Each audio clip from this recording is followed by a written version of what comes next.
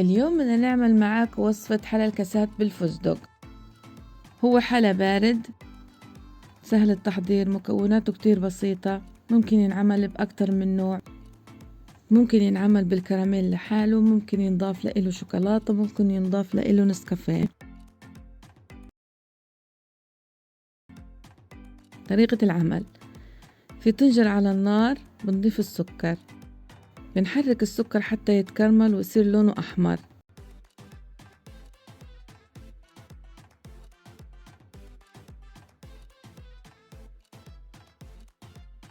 بنضيف الكريمة للسكر وبنحركه حتى تذوب الكريمة وتصير كراميل.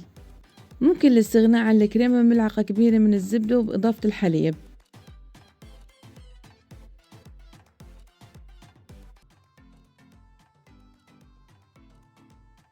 بنضيف للكراميل الحليب وصفار البيضة والنشا.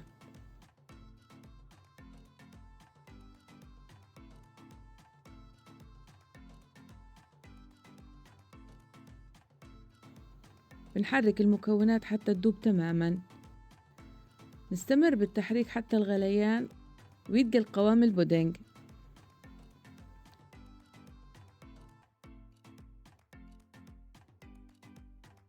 بنضيف باكيت فانيلا على البودنج وبنستمر بالتحريك وبنرفعه على النار لحتى يبرد قليلا.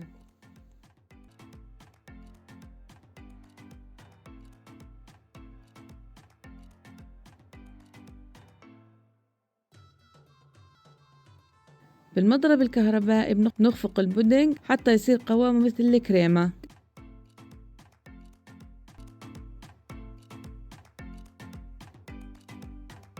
بنضيف البودنج في صباب الكيك.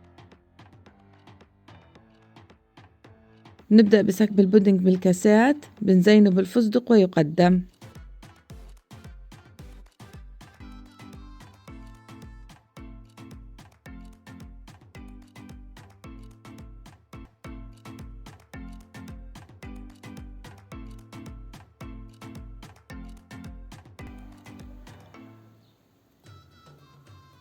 لعمل البودنج بالشوكولاتة بنضيف على بودنج الكراميل الشوكولاتة وهي ساخنة وبنحركها حتى تذوب تماما.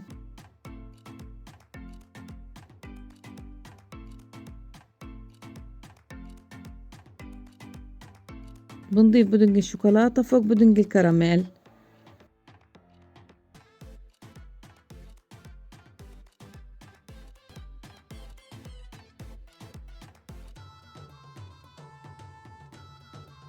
يزين بالشوكولاتة المبشورة.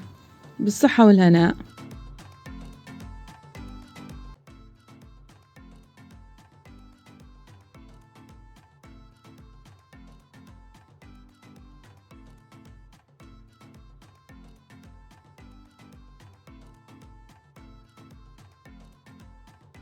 لا تنسى تشترك بالقناة وتفعل زر الجرس وتشوف الفيديوهات الجديدة والقديمة.